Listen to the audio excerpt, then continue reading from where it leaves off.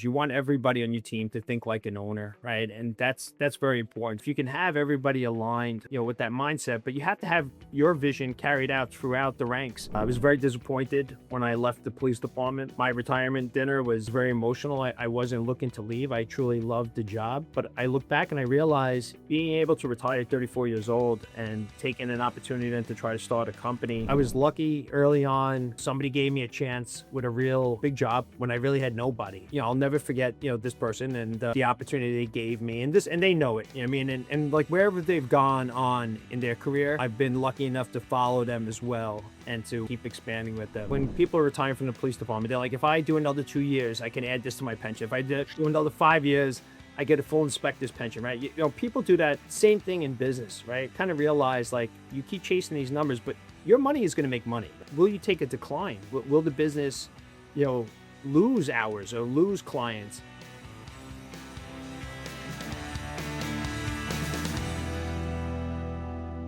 Welcome back to the New York Leader. I'm George Janson, an executive coach and Vistage peer group leader in the New York City tri-state area. This is a show about how leaders actually operate, especially when things aren't obvious, easy, or clean. Today's guest has spent his career making decisions where there isn't a lot of room to get it wrong. First in the NYPD, and then running a business in New York. John Rafferty spent over a decade in the NYPD, rising to lieutenant in some of the busiest commands in Brooklyn. He then built WatchGuard 24/7 into a strong New York business, and more recently sold the company to Sunstates Security, where he's still involved. John, it's great to have you here. Hey, thank you for having me, George. So before we get into the actual business, John, I always like to start with some background. So what were you like as a child? I know you played a lot of sports, so how did that shape you? Yeah, well, I'm first generation. Both my parents were born in Ireland. So I guess one of the main things was growing up, we always worked. I always had a job from early on, a paper route, working in the rectory, doing construction with my father, working in a deli. But in between all those hours of working, I always was playing something, be it basketball, baseball, hockey, whatever it was. Yeah, I grew up in a neighborhood. Thank God there was a lot of kids, and there was always some kind of sport going on. So a lot of sports, got very competitive, but a lot of fun as well. So tell us what sport you play. It was mostly basketball, probably growing up. That was probably the sport that I enjoyed the most. Even into the police department, there was a traveling team and, in that for a couple of years as well. Always enjoyed it. But the thing was is that I always worked. I always had a job. So I never had an opportunity just to kind of commit to a sport. It was kind of something that I truly loved and I enjoyed, but it was done in connection or, in addition to working as well. Nice. I also worked at a rectory when I Okay. was growing up, which I didn't know about you as Yeah. well. So Yeah. that's Yeah. fun. So what did sports teach you, John, that you still carry with you today? Yeah, I think just the competitiveness, right? I think just like anything that you do in life, it's just try to be your best. So it's the same thing in sports. I mean, I was a very competitive person, in sports, I was, I guess, pretty physical as well. But, it was just something that I think that carries on to whatever you do. Like whatever job I had, I try to be the best at it. I think that all comes from sports. That's kind of really why I do believe sports is so, so important for kids as well growing up. We hear that from a lot of guests who were on this show who played Listen, it's sports. teamwork, right? You work together as a team. It just really develops kind of the base of of everything in life. Absolutely. So who were some early influences in your life, John, that helped shape you? But I don't think you realize it when you're younger. My father has a work ethic that is off the charts. So without a doubt, I've gotten my work ethic, from him. He's 75 years old, still swings a hammer every day. I think as you get older, you look back and you kind of realize the influence that they had on you. So without a doubt, I would say, my father was definitely that influence that wanted me to work extremely hard. So at some point, John, you decided to join the NYPD. What went into that decision? You know what? I was in college. I was taking athletic administration. I think I got a job offer of $3,000 a year, and the police department called, and I just figured, let me give this a shot. And when I was younger, obviously, I think like a lot of kids, you want to be a cop, and you have that thought. But I thought I really wanted to do something with sports. I wanted to go into coaching. and the police department called. I think it was 20 something thousand to 30 something thousand. And I absolutely loved it, from the academy. You're getting paid to work out and exercise and learn. And just from day one, I enjoyed it. I kind of figured, I had 1 year left of college. I ended up going back to St. John's. I finished my degree, when I got steady hours in the police department. And I switched over to criminal justice. But, from early on, I just loved it from day one. So, what did that experience teach you, John, about making calls when you don't necessarily have all the information at your disposal? And in many cases, it's life or death, right? Well, in the police department, you mean, yeah, obviously, I spent over 13 years in the NYPD. I got out, on an injury, was involved in a couple of shootings, right? So a lot of my career, involved getting guns off the street. Fortunately, there were guys that, I had worked with, that were shot and killed. And, it's kind of one of those things that, there's a lot of work that a very small group of people do. I kind of call them like, gun guys. And I spend a lot of my career, be it an anti-crime or anti-crime sergeant, but a special ops lieutenant. And, I guess as time went on, we did very well at getting those guns off the street. And you have a split decision, to make the right or wrong decision, right? My biggest thing was just trying to make sure all my guys and girls went home at the end of their tour. And it is. It's something that, thank God all my personnel did go home safe at the end of their tour. Right. But I think leading, from the front and like kind of showing like a lot of these young cops, like people did for me, they show you how to handle yourself, how to interact with people, what to watch for. And it is something you have to react very quickly on. But I enjoyed it, George. I really did. I had a very good career. I have no complaints. That's great to love what you do, right? John, was there a situation early on the force that shaped how you approach decisions today? Something that happened, an incident, a situation?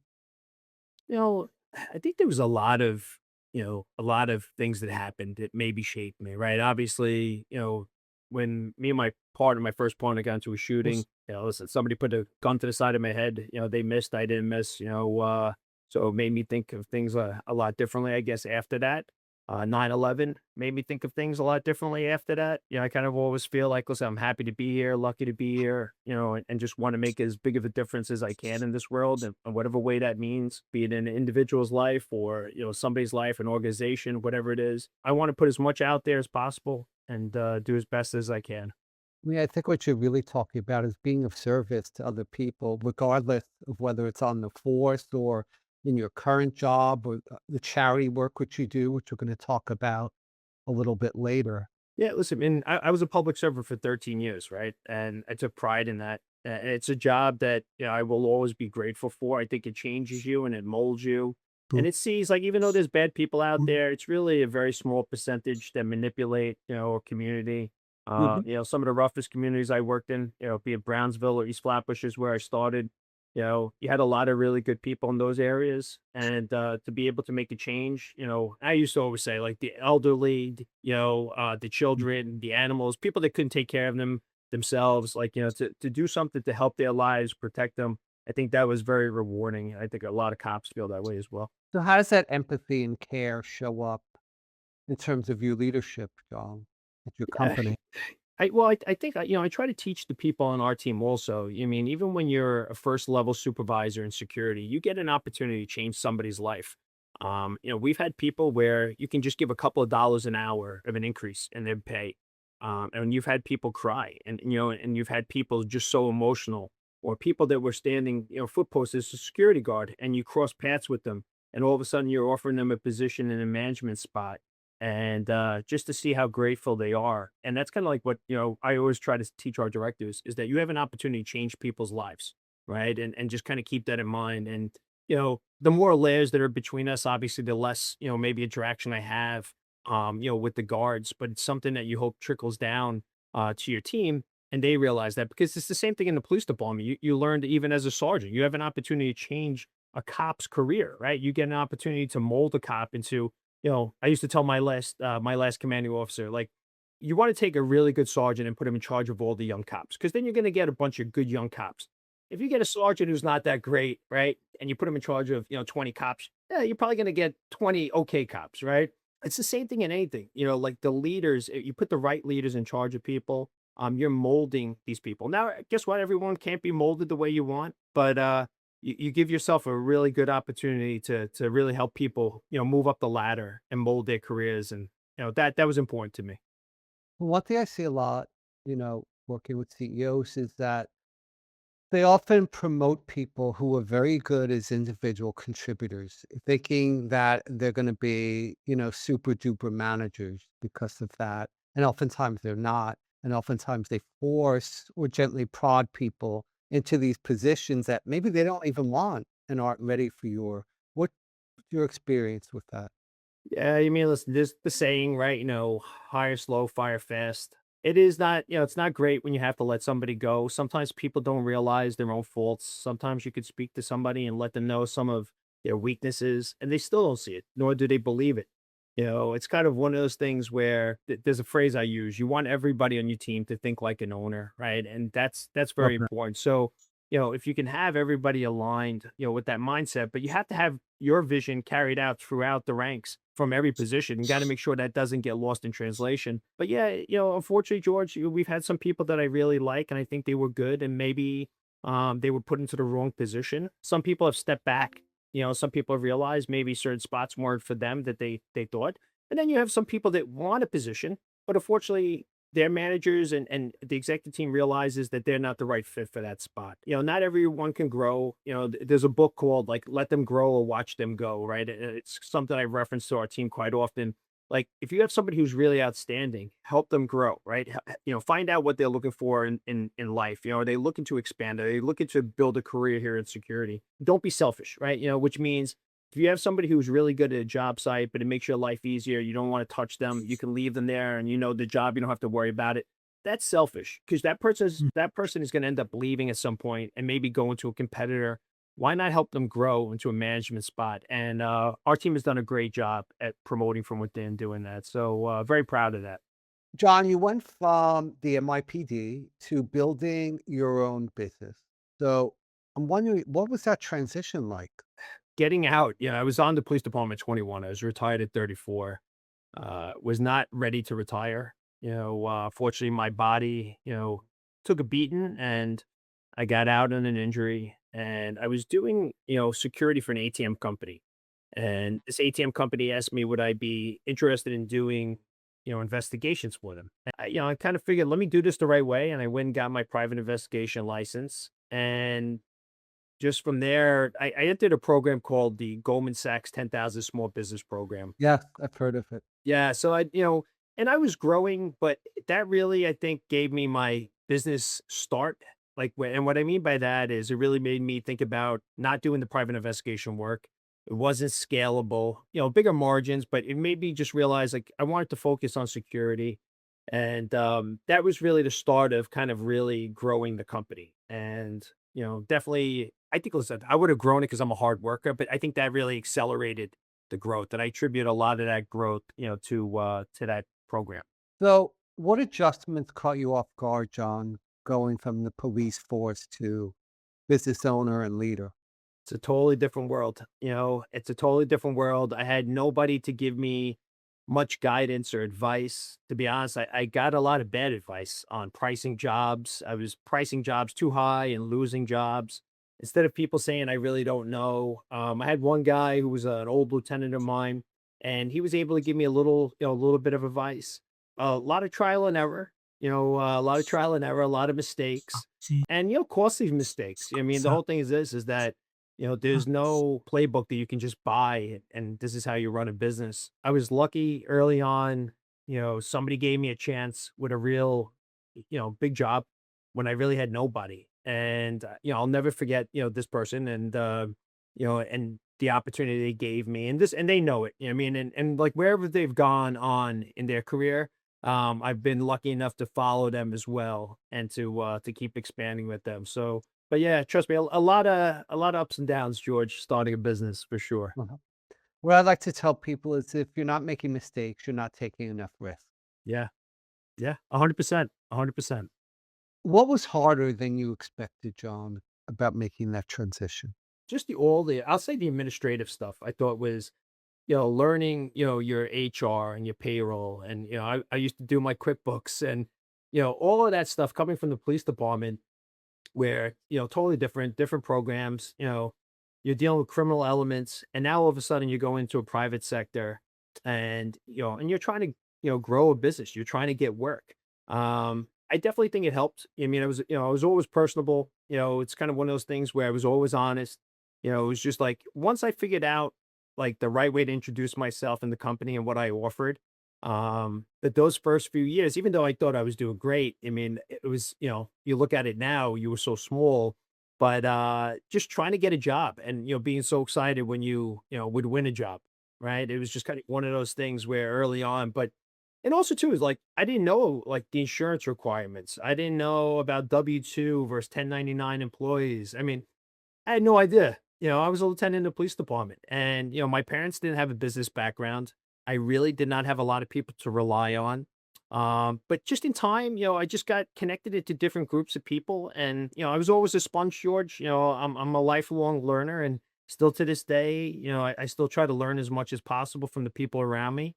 And I also try to surround myself, with great people as well. I think that's a very important, piece of the puzzle, through this.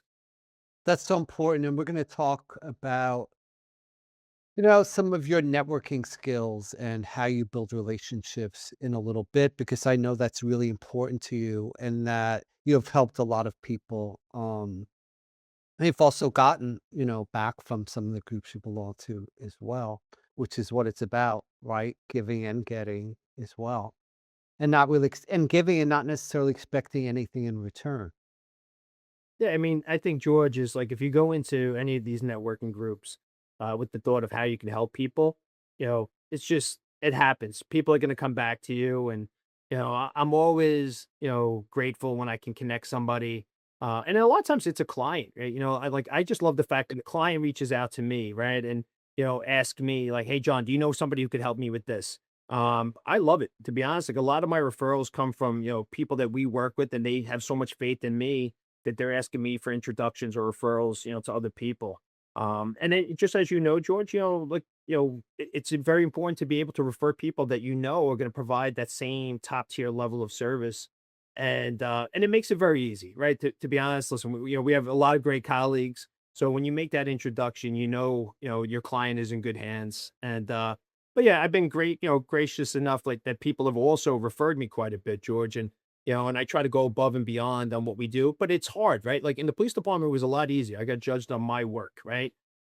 Now, a lot of times you're getting judged on somebody making a little more than minimum wage on some jobs to represent you and represent your company. And I don't think a lot of people realize that or understand that. It's a very nerve-wracking thing at times. Because it's a lot easier to ruin a name than make a name, right? It's something my father used to say to me and something I always like kind of remember and live by. But it's true. It's just that we put a lot into the management and oversight. Like that's our differentiator with our company is the management and oversight. There's a lot more that we put into it than competitors because you're all providing the same thing. You're providing people. You're putting people out on a foot post or at a front desk of a building. So I think it's very important, the management and oversight of those people, is the key to our success through the years. So you spent 15 years building this fabulous company, WatchGuard. For people who may not be familiar with the company and the business or the industry, what is it your company actually does day to day, John? Yeah. So really the three main revenue streams is security, concierge, and fire safety directors, right? To the residential commercial markets. So for me, prior to the acquisition, we were servicing New York, New Jersey, and Connecticut, right? So now the company that acquired me, very similar background, like us, it was my wife and I. It was a husband and wife as well who started Sunstates. We were their first acquisition. They were in the New York market, but really like hardly much work here. And they kind of realized like, they wanted to make an acquisition and really have a presence here in New York. Um, just I knew their CEO through another colleague. We hit it off very well, but same thing. Security concierge and fire safety directors. That's the bread and butter of what we do day in and day out. I think prior to the acquisition, we had over 1,300 employees. Now maybe there's like 1,600 employees here in New York. So, just, we were the largest non-union security company here in New York. And just kind of, New York is really a union town for the most part. So to kind of grow that way and stay non-union, I think was, was impressive. I think as a team, like, we did it as a team, and it's something to be proud of. So, is there a trigger point, for lack of a better word, when people usually hire you and bring your company in, John? Yeah, well, the thing is this, a lot of times, the people that are using our services are people that are already using those services, right? I think at this point, if you have front desk security or front desk concierge service, in hotels, you can have fire safety directors. They're already using it. The biggest thing for us is that people aren't happy with their current provider, right? And that's kind of where we come in. We just want to be on people's radar where if they're not happy with their current provider, that they're able to bring us in, take a look at the property. We do an assessment of the property. But our references, like that's the key, George, is like, when we're able to say, here's 3 references or 5 references, I don't tell them that somebody's reaching out to them. I kind of always say, like, listen, let them get an honest answer of how we provide service. And we've just had tremendous growth year after year, and also too is like when clients leave and they go somewhere else, we kind of know that we're probably going to end up following them at some point, right? Like, and we'll end up, servicing them at their next location. I have a client now that, we worked with at a couple locations here in New York, and he moved to Texas. And now, we're hoping that we'll be able to be of assistance to him in Texas. And, we're rolling out, a couple of hotels in Boston with a client from New York. And then next will be Miami. And then they have, California, Seattle, they're all over. So, now we're able to, work with our clients nationwide. And that's actually something that, that I'm kind of working on here in New York is seeing what clients we can expand with. So, oftentimes the CEO has a vision of the culture of the company and also the vision and their commitment to what customer service really means in their particular industry. And sometimes that does not trickle down to the rank and file employees. So, how do you ensure that your approach, John, to customer service is embedded into how your employees do their job day to day? Yeah, I mean, the whole thing is this, everybody strives for excellence, right? And, we understand that, you're only as strong as your weakest link, the old adage. But it's just continuous follow-up monitoring. And it's not like when our supervisors go in and check in on the security guards, we're not talking down to the guards, right? We're not saying, hey, you got white socks on, you're supposed to have black socks on. We're there to support them, right? The whole thing is this is if you can get from every level of your team to have that same understanding of why everything is so important, then you're going to be successful, right? Like when if I go to a job site and I see somebody who's out of uniform, right? I'm disappointed, right? I'm not a yeller, I'm not a screamer, and we're also in a job where you can yell and scream at a guard, they'll leave and they'll go get a job up the block. I mean, it's not like you're screaming at somebody who's is going to lose their pension and stuff. I mean, it's you have to realize that you're dealing with a group of people they're working multiple jobs sometimes, right? But that they're not able to live off of, one salary doing security. And we try to explain that to our clients too. It's kind of like, they're in a market and that's changing, right? It's going to end up changing over the next year or two. There's a lot of changes in the pay scale, to security guards. But like the way I think you talk to the guards and the way that you can get them to understand, and don't get me wrong, not everybody is going to be, there's going to be some bad apples in the bunch, right? But when you can get everybody that you can aligned and looking at the bigger picture and understanding, if I don't say anything to George that he's not wearing his tie on the day shift, the guy in the 4 to 12 comes in, what's he going to do? Well, why am I wearing a tie? George isn't wearing a tie, right? And then it's the broken windows theory. If you're familiar with the broken windows theory, that's what we've always said is like, don't let the little things go because they'll turn into larger issues. And it goes the same thing with our personnel, right? And we kind of hold each other accountable. We hold the managers accountable. My team realizes I still go around to the job sites and I still pop in. And if I see something I don't like, I let them know. If I don't think somebody's the right fit at a job site, I let them know. My biggest thing is we built the company on a simple line, asking your clients, are we giving you everything you need, right? And just kind of making sure that constant communication with your clients, and asking that question so you get that feedback, right? Because sometimes clients, sometimes they don't want to say something to you, right? So I want our team to ask, we giving you everything you need so you can get that feedback. Because sometimes what you've had is you'll have clients that try to keep everything. No, I'm not going to bother them. This is not a big deal. But we want to know if you're seeing something that we're not seeing. Yeah, please let us know. We want to address those issues. It's interesting as you was talking, I was thinking about this, John, that what a difference it makes when you walk into a building. Right, I visit a lot of buildings for my job, and when there's someone who looks like they'd rather have root canal performed rather than be there, right? Yeah. Versus someone else who is smiling, says, "Good morning, how are you doing today?"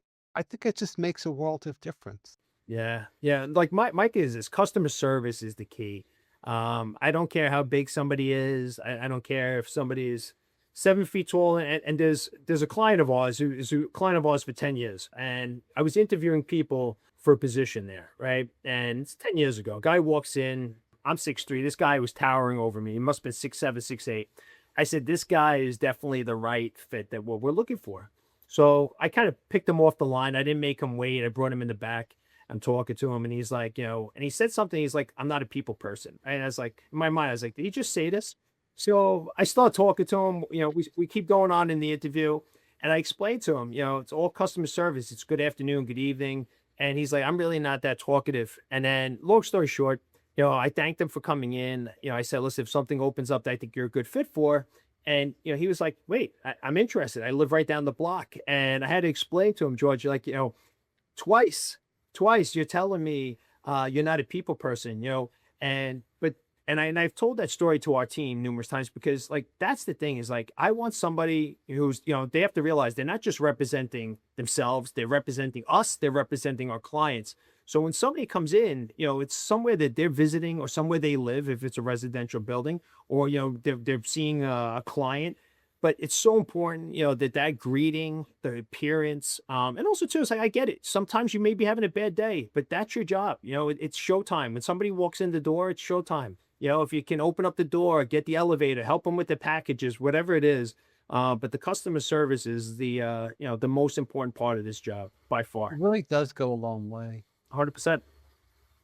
So, John, you're a pretty calm dude, despite your background, right, on the police force. So, in business, how do you maintain that calm, John, when there's a lot of, high stakes decisions that you're faced with and pressure cooker situation? My wife kind of busts my chops that she'll ask me, why are you not getting upset or mad about this? Because there's things through the years that were very, I guess, disappointing, aggravating. But I just don't. I really don't, George. I'm kind of even keel, for the most part. A lot of times if something's going wrong, I'm kind of thinking ahead of, what my decision is going to cause. Years ago, somebody had told me the importance of making non-emotional decisions, and I've kind of relayed that to our team as well. And it was early on in business. Somebody who came on board with us, they were seasoned, they were in the industry, quite long, and I kind of always remember that he made reference that he made non-emotional decisions, and it kind of goes back to what I mentioned earlier. Just kind of really thinking like an owner and just making the decision what's best for the business. And you have to realize too is that sometimes it's the cost of doing business, right? That term, like, things are going to go wrong. Things are going to cost you money. We're in an industry where, there's a lot of moving parts. But I think if you're honest and you're upfront and also too is that you really, you communicate with your clients. Like we don't try to hide anything from our clients. If something goes wrong, if somebody, we find something that, a guard may have done wrong or something, we're going to address it. And, you're surprised like how much that strengthens the relationship with the client. They truly appreciate that. And you realize there's no need to hide things. Like, I mean, like the thing is this is that, they know we're being honest and they truly appreciate that as well. But yeah, being calm, George, I don't know. I always say this is that coming from the police department, this is not stressful, right? This is not life and death here. Now, granted, there is times in security we've had some life and death, I guess, experiences and stuff like that. But on the regular basis, day in day out, there's a big difference from pulling guns off the street in Brooklyn to doing security in Manhattan, right? All about perspective Yeah, too. And what I hear when you speak to, especially early on in our chat, John, is you seem to have a lot of gratitude too. yeah. I mean, George, listen, I'm this is a second career, right? And I'm very grateful, for this opportunity. I was very disappointed when I left the police department. My retirement dinner was very emotional. I wasn't looking to leave. I truly loved the job. But I look back and I realize, being able to retire at 34 years old and taking an opportunity then to try to start a company, at 34, where, maybe I wouldn't have had drive to, at 44, I got a head start by getting out early in the police department. And, and I took chances, to be honest. Like, I was definitely, aggressive in starting the business and, invested my own money into trying to grow this company. And, I took some risks, and educated risks. And thank God, it paid off, George. And it's paid off. So I guess, how is it, John, going from someone who's the owner to someone who ostensibly works for someone else now? Yeah, it's different, George. You know, it's the police department, you took orders all day long, right? And it didn't bother me. And we realized it doesn't bother you when you're really working, right? Like it doesn't really bother you. To go from 100% ownership, right, to minority ownership, because I have equity now with Sunstates. Um, it's weird. It's different, right? For sure. And I think if somebody says it, that it's not weird, listen, God bless them. It is. But the thing is this, when you're working and you're working hard, listen, they treat me great. Um, there's no complaints on my end. I think a lot of business owners, at some point, they decide, oh, I want to explore what's out there. And someone tells them a specific multiple, right, that they heard that someone else in their industry gets. And usually it's a number that's not very realistic.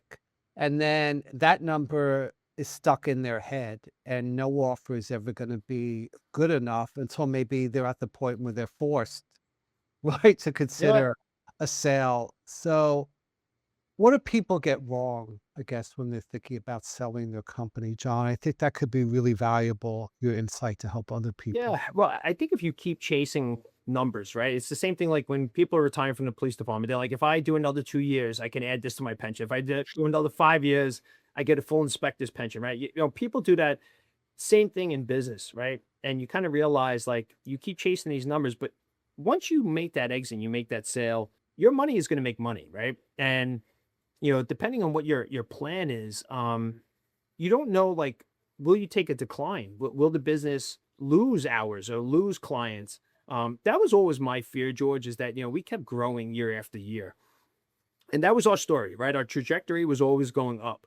But I did also like, I also did worry, like, I mean, can we keep doing this, right? And then, and thank God, we always did. But it was one of those things that I guess I did worry about. It was more so for me to kind of protect what we built. But I also too that, I knew going nationwide, we could really expand and grow. And for me, there was no way, like I had been licensed in Florida twice.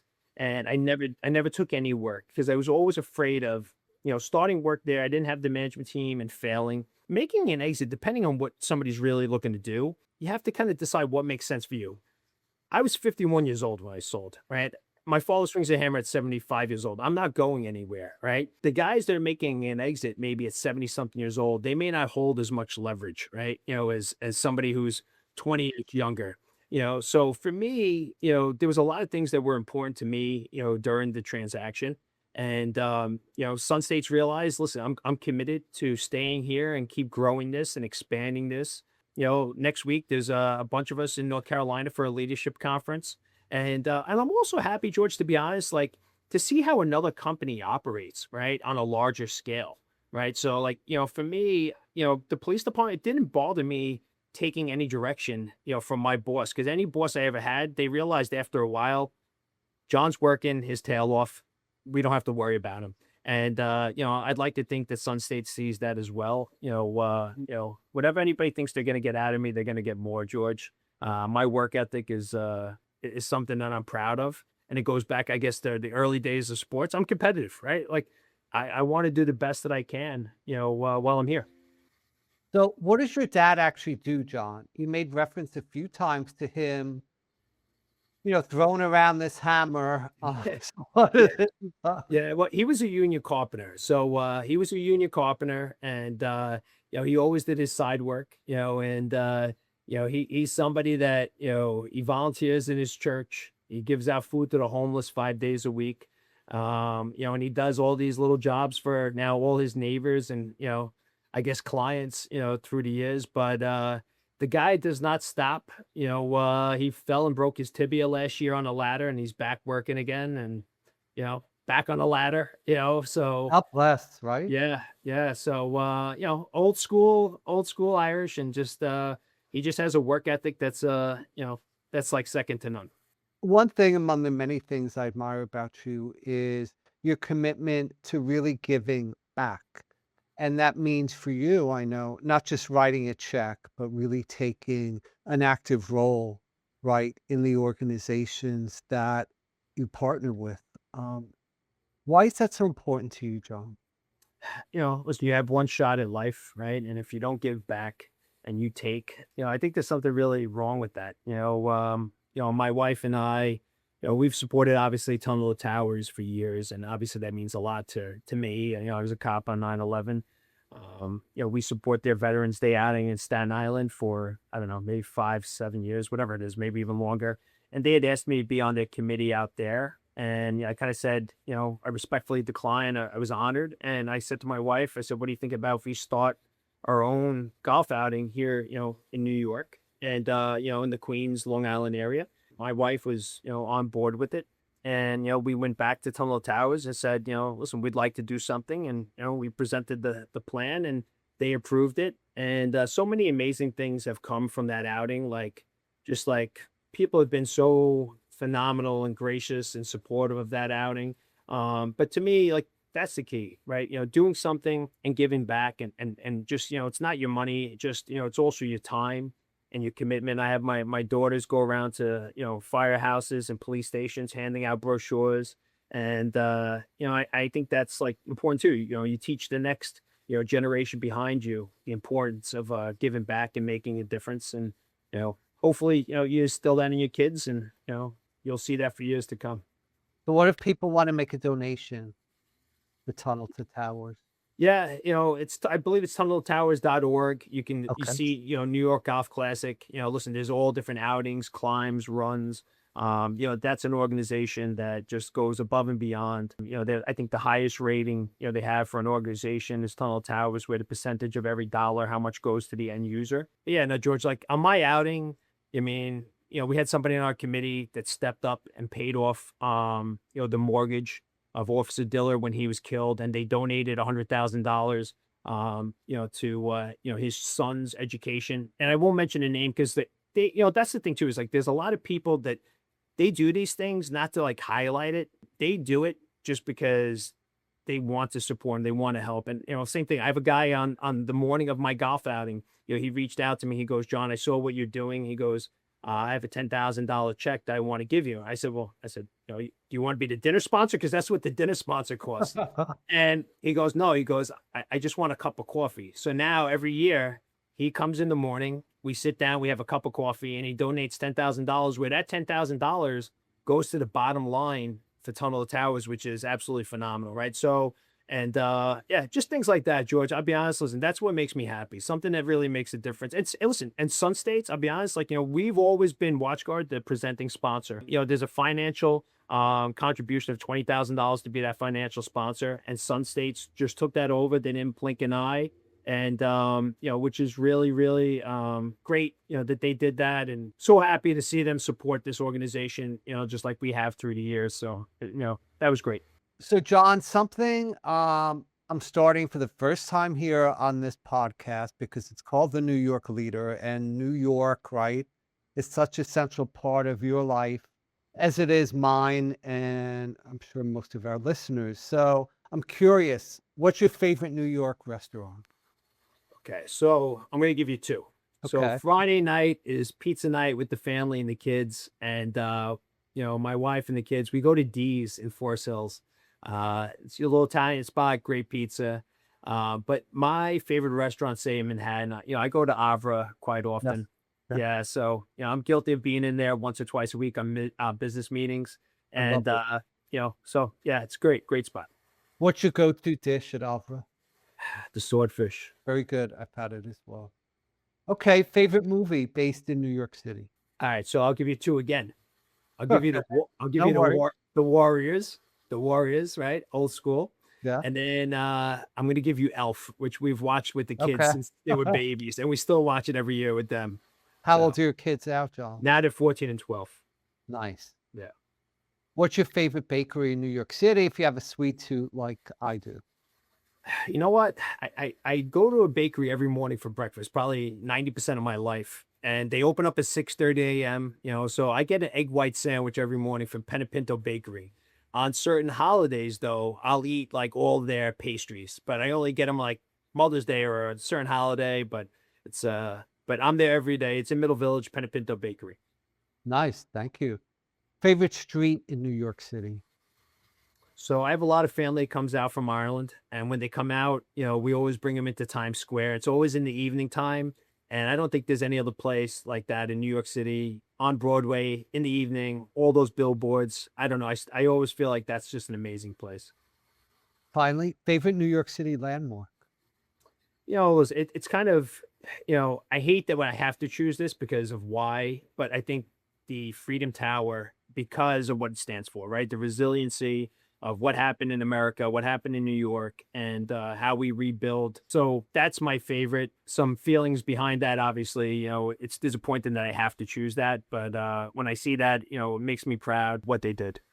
Whenever I've gone there, there's this sense of peace and tranquility. People are quiet, right? They're not Yeah. really staring down at their phone unless they're taking a picture. And they really did a beautiful job. Very special place, and obviously holds a lot of emotions for a lot of people in New York, and coming up on 25 years now, Yeah. 25 years later, which is crazy to think. So We're going to end with something I ask all my guests, John. all right. What does leading in New York require that's different than leading in other cities? Well, for security, for sure. I mean, I don't think there's a more competitive market for security. Like, you mean just the amount of security companies, every 10th guy that retires from the police department starts a security company. I think you lead from the front, and I think that's just very important. If your team sees you, that you're in the trenches with them, and you're running around and you're working with them.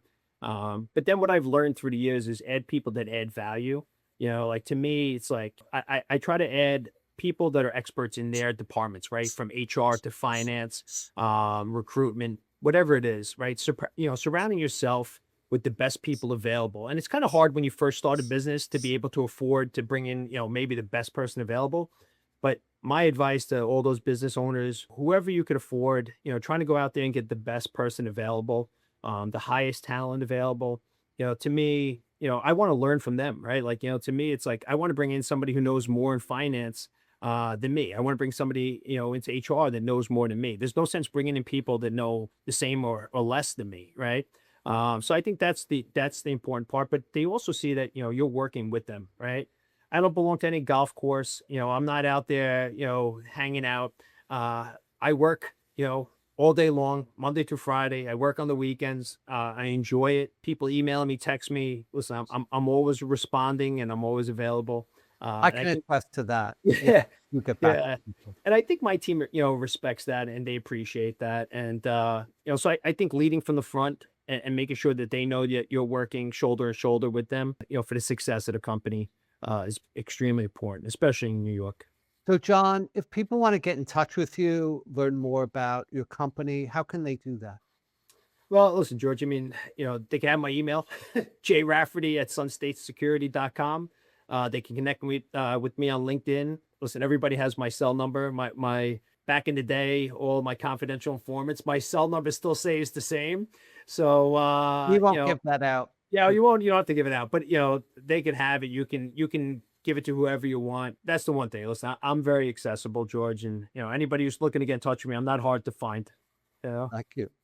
So, John, we've covered a lot of ground today.